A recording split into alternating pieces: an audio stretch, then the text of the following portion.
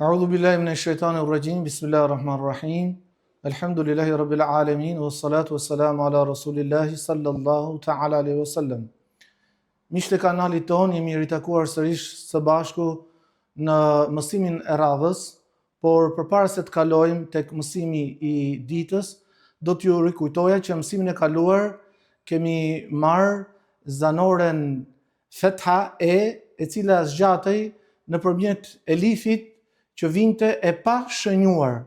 Ndërsa sot do të marrim prapashtesën en, dhe ajo realizohet nëpërmjet shtimit të tingullit në tek zanoria e. Konkretisht, ju e shihni tani në tabel që këtu ka dy viza. Pikrisht quhet kjo shenjë këtu quhet tenvin dhe lexohet en.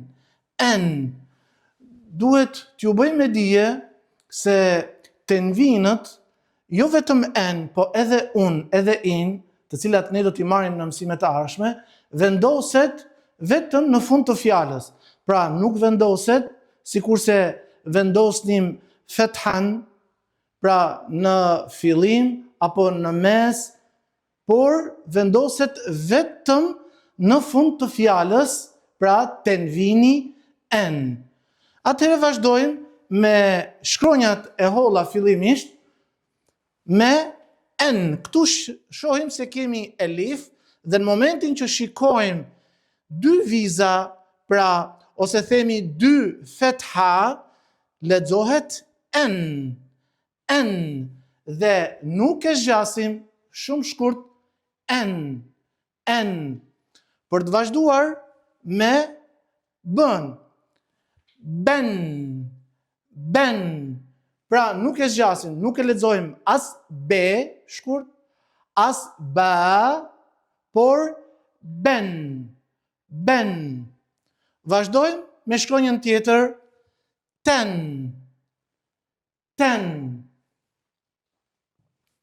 Vazhdojmë, then. Për të vazhduar, pastaj me gjimin, gjen. Vazhdojmë me han.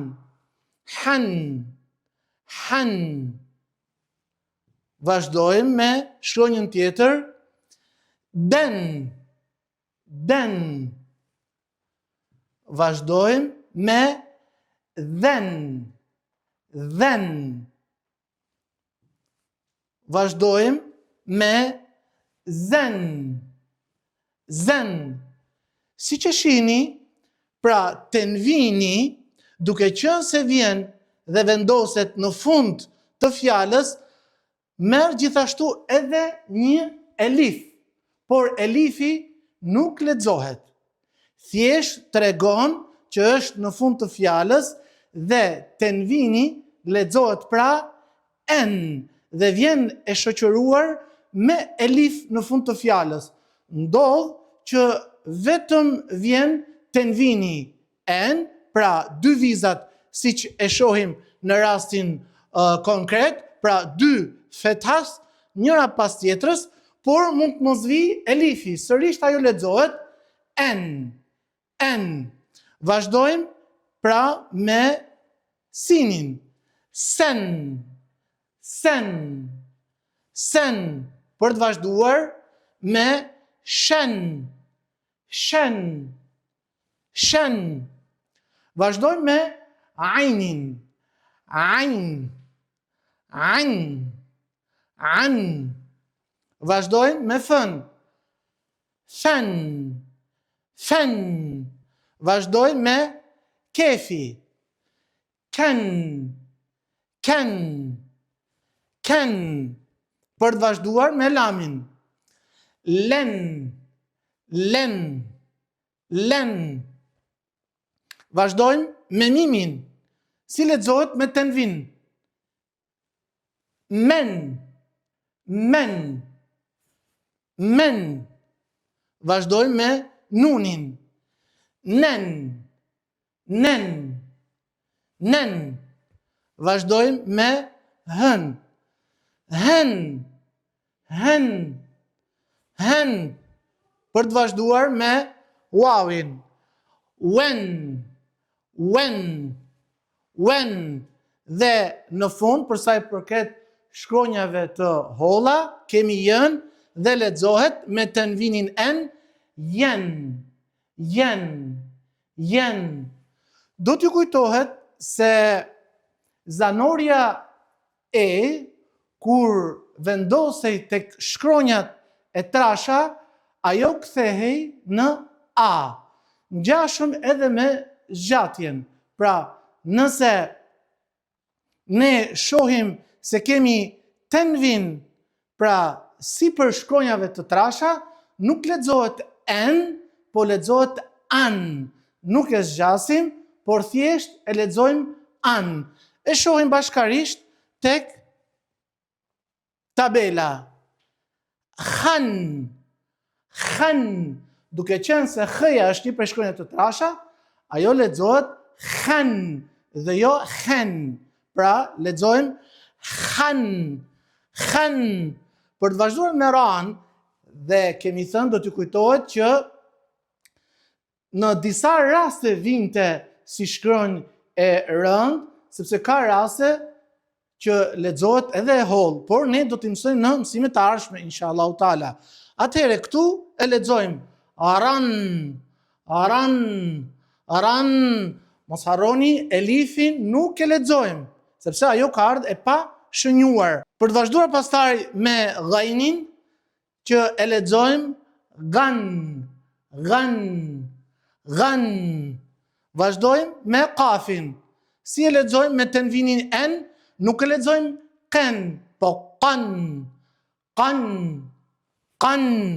Vazhdojmë me sadin. Si e lexojmë me tanvinin en, san, san, san. Për të vazhduar me dadin. Dan, dan, dan. Vazhdojmë me pan, një shkronjë tjetër kjo e rënd. Si e lexojmë me tanvinin en? Pan, pan, pan.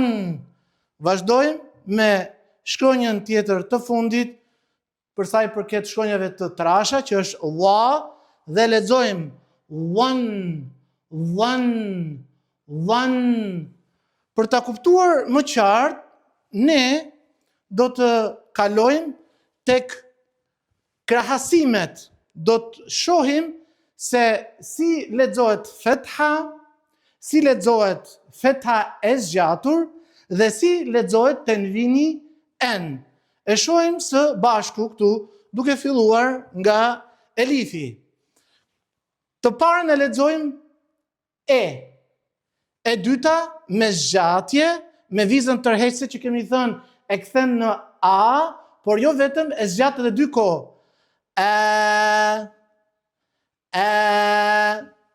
Dhe elifi me tanvinin en e lexojmë en. En. Për të vazhduar krahasimin me shkronjën tjetër ba. B-ja me fetha me e lexohet be. Be. Nuk e zgjasim. E lexojmë thjesht be. Be.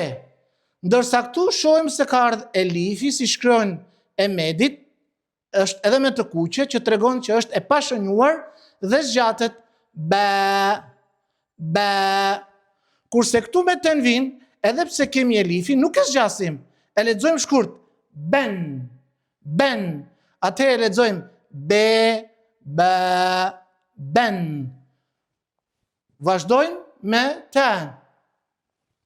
Te, te, ta, ta. E zgjasim dy kohë.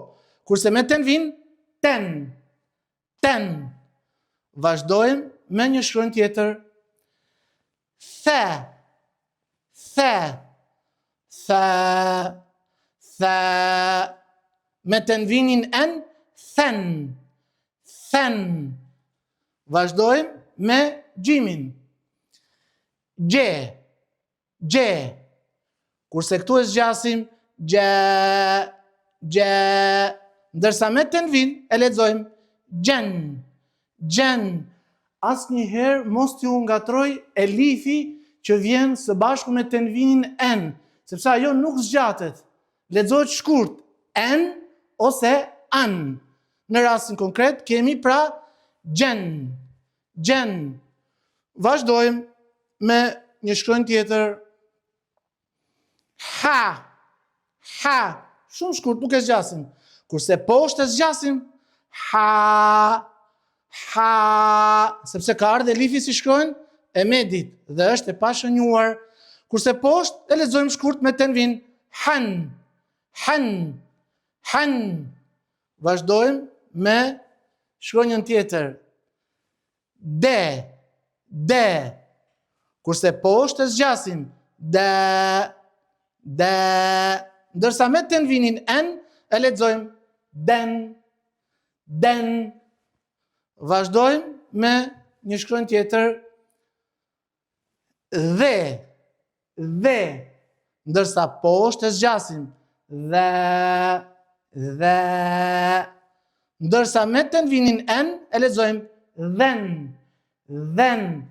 Mos harroni se nëse vjen fetha dhe më pas ka ardhur elifi që shkronjë e medit zgjatëse, sepse është e pashënjuar dhe aty e kuptojmë ne, atëherë eja kthehet në a dhe e lexojmë në rastin këtu të dytin dhe, edhe përveç se e transformojmë e në a, e zgjasim edhe dy ko. Për të vazhduar me një shkronjë tjetër, ze, ze, ndërsa të dytën e zgjasim, ze, ze, ndërsa me tenvin e lexojmë zen, zen, pra shkurt. Vazhdojmë me sinin. Si e lexojmë me fetha, me zanorin e, se, se, normal, thjesht. Të dytën e zgjasim, se,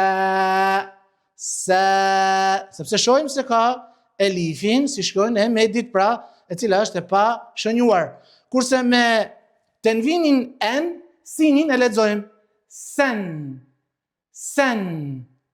Për të vazhduar me shinin, si e lexojmë me fetha, she, she. E dyta zgjatet, she, she. Ndërsa me tenvin e lexojmë shen, shen. Për të vazhduar me ajnin. A, pra shumë shkurt. Këtu, e zgjasim dy kohë. Ndërsa me tenvinin, edhe pse është n, ajo kthehet në an, sepse veç shkronja është atilla a. Atëherë si lexojmë an, an. Për të vazhduar me fën. Fe, fe. Të dytën e zgjasim. Fa, fa.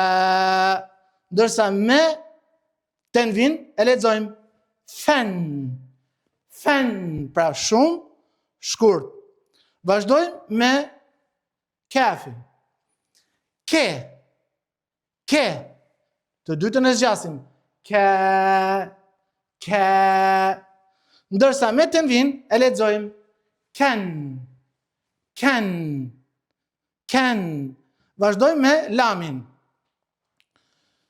Le, le. Ndërsa poshtë, keni kujdes, është lami shkronja e parë, pastaj vjen elifi edhe pse ka ardhur pjertas. Por kjo është elif. Dhe elifi tregon se është e pashënjuar dhe është zgjatëse e lamit. Dhe e zgjasim le, le. Vazhdojmë dhe lexojmë me tenvin. Len, len, len.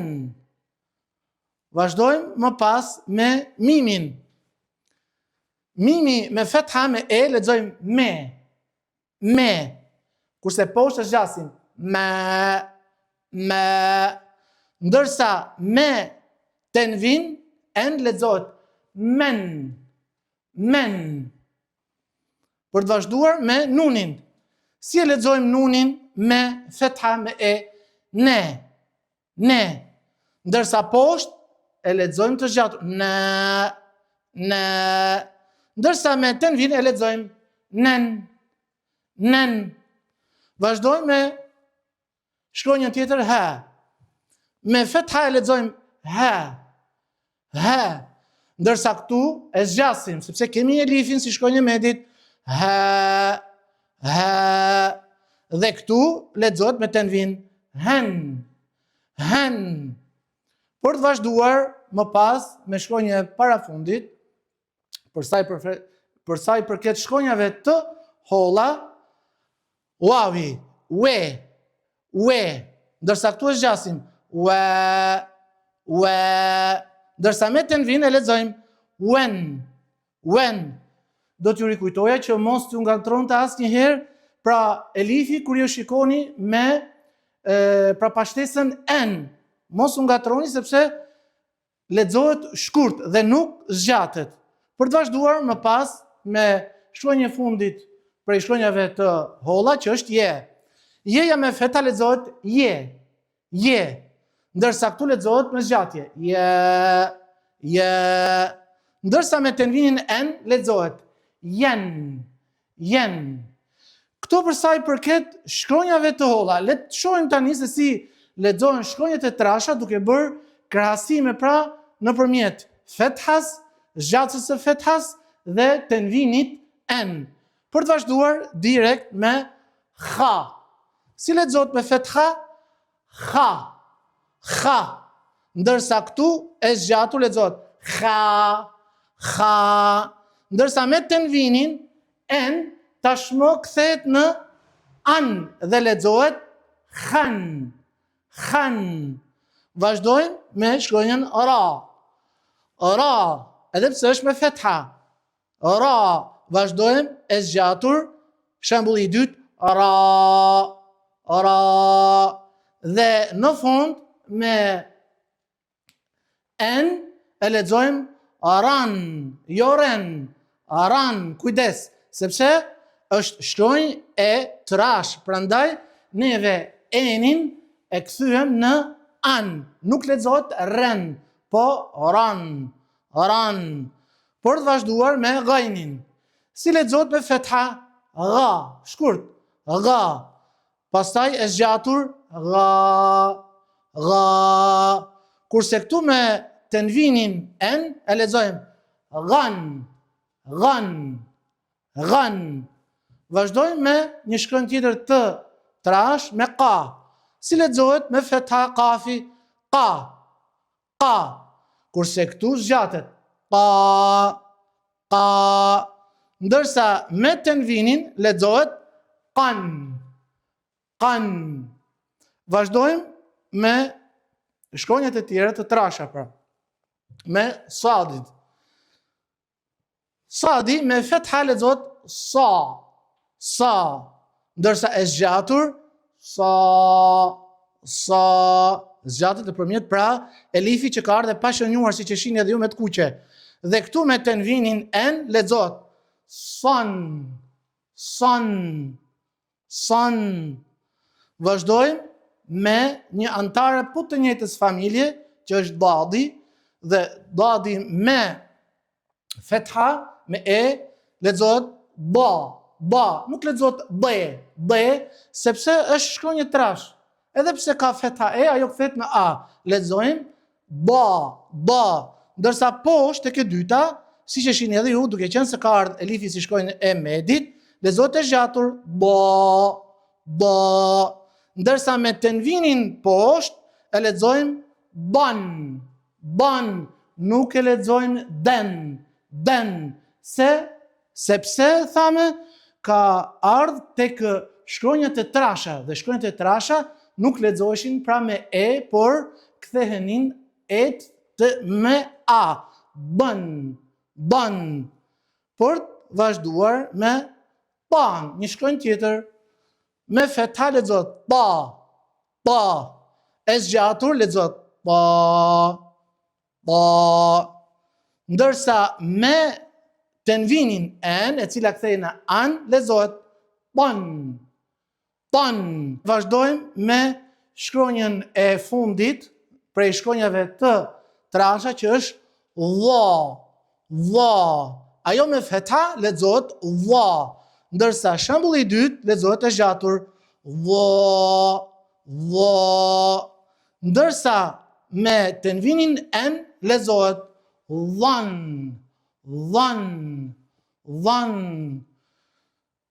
Të dashur ndjekës të kanalit ton, këto ishin krahasimet midis leximit të shkronjave të holla dhe të trasha, por të holla dhe të trasha gjithashtu me fetha, të zgjatur nëpërmjet elifit që vinte e pashënjuar dhe leximit me tenvin. Pra, cili është ndryshimi i leximit me të tre këto që ne i pasqyruam këtu, pra me fethan e zgjatur dhe me tenvinin n.